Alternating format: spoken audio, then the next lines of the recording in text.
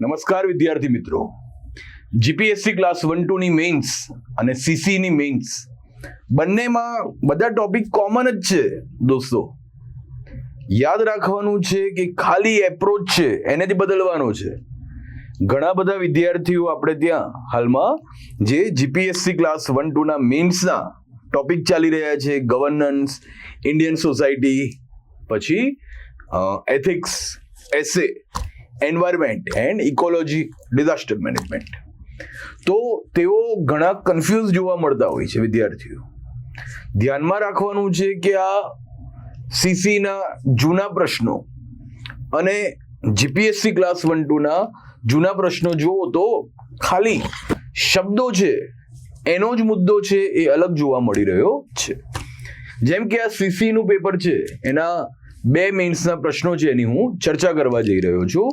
પહેલો પ્રશ્ન છે કે વિકાસ પ્રક્રિયામાં બિન સરકારી સંસ્થાઓ, નોન ગવર્મેન્ટ ઓર્ગેનાઇઝેશનની ભૂમિકા વિશે ટૂંકમાં ચર્ચા કરો. તો દોસ્તો, જગ્યા ઓછી આપી છે. જીપીએસસીમાં હું હંમેશા કહેતો હોઉં છું કે 4-5 હેડિંગ બનાવવા પડે, નંબરિંગ કરવું પડે.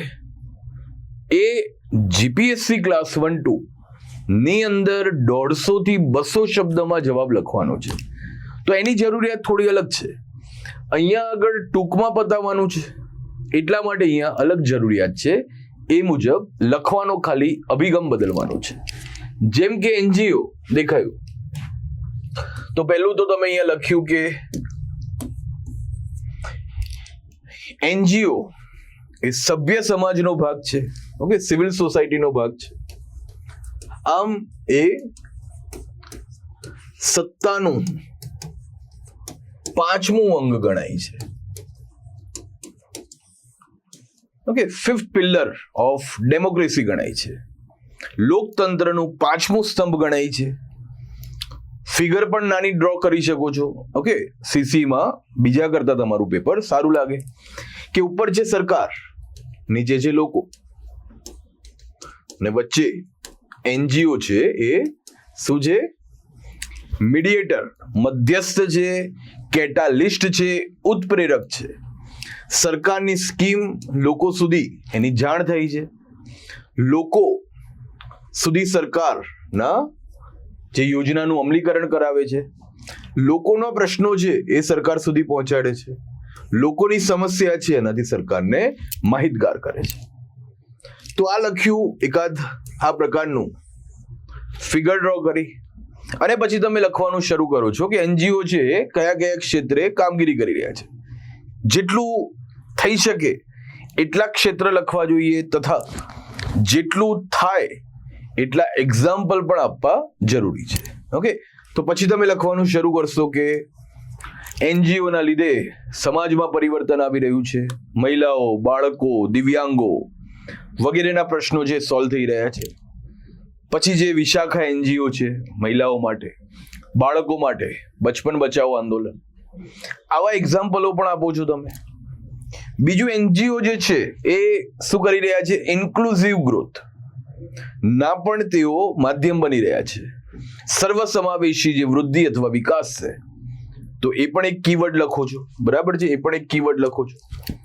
હંમેશા 2030 સુધી વારંવાર લખવાનું હોય જ સસ્ટેનેબલ ડેવલપમેન્ટ ગોલ્સ, સતત વિકાસ લક્ષ્ય ને પ્રાપ્ત કરવા માટે મદદરૂપ થઈ રહ્યા છે.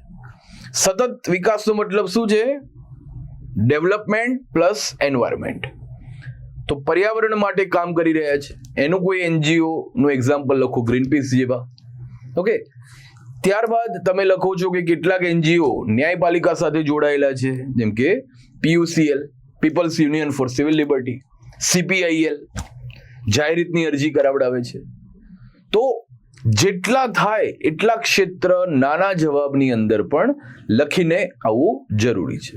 યોજનાઓનું અમલીકરણ કયું કરાવે છે, તો એ રીતે પણ લખો છો કે મનરેગા યોજના છે અથવા સ્વચ્છ ભારત મિશન છે, તો સ્વચ્છ ભારત મિશન એટલે સુલભ એનજીઓ યાદ આવવું જોઈએ. એના પછી આપણે ધ્યાનમાં રાખીએ કે મધ્યાહન ભોજન યોજના, તો અક્ષય પાત્ર ફાઉન્ડેશન એનજીઓ છે, એ યાદ આવવું જોઈએ. એના પછી ઓર તમે ડિઝાસ્ટર મેનેજમેન્ટ સાથે જોડાયેલા એનજીઓ, કે ઘણા બધા એનજીઓ આપત્તિ વ્યવસ્થાપન કરે છે, પોઈન્ટ બનાવીને તમે લખ્યું, નંબરિંગ પણ આપ્યું. અને એની બાજુમાં લખશો ગુંજ એનજીઓ. ઘણા બધા એનજીઓ સરકારની નીતિનું અમલીકરણ કઈ રીતે થયું છે એની સમીક્ષા કરે છે. જેમ કે વારંવાર તમે પ્રથમ એનજીઓનો એસર રિપોર્ટ, ASER રિપોર્ટ એ પણ વાંચ્યો હશે.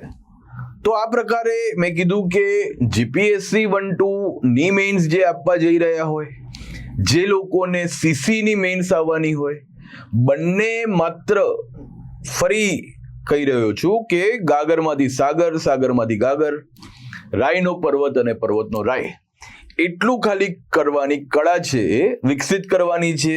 નહીં તો જીપીએસસી 1-2 મેઇન્સ અને સીસી ગ્રુપ એ મેઇન્સમાં કોઈ જ ફરક નથી.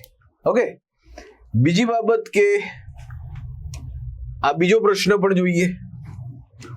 દીનદયાળ અંત્યોદય યોજના રાષ્ટ્રીય ગ્રામીણ આજીવિકા મિશનનો હેતુ સમજાવો. તો આ પ્રશ્ન અગર પૂછવામાં આવે તો એ પ્રશ્નની અંદર થોડું અગર યાદ હોય તો બરાબર છે કે તો પ્રશ્ન પૂછાઈ ગયો છે ને અમે તો ફિલ્ડમાં ઘણા બધા વર્ષોથી છે કે જૂન 2011માં પહેલું લખશો કે આ સ્કીમની શરૂઆત. આ પ્રશ્ન છે, જવાબ જૂન 2011માં આ સ્કીમની શરૂઆત થઈ હતી, જેના દ્વારા જે સ્વયં સહાયતા સમૂહ છે, સેલ્ફ હેલ્પ ગ્રુપ્સ છે, એમને વિધાઉટ કોલેટરલ, જામીન વગર ઋણ આપવાનું છે, લોન આપવાનું છે. તો એસએચજી ઉદ્દેશ્ય આપણે ભણી રહ્યા છે કે એસએચજી ને આપવાનું છે, જેનાથી શું થાય તો મોટા મોટા શબ્દો ફાઇનાન્શિયલ ઇન્ક્લુઝન થશે, નાણાકીય સમાવેશન થશે.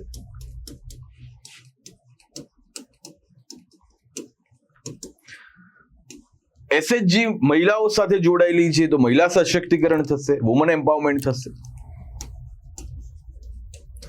સેલ્ફ હેલ્પ ગ્રુપ છે તે ગામડામાં આવેલા છે તો ગામડાનો વિકાસ થશે, ગ્રામીણ વિકાસ થશે.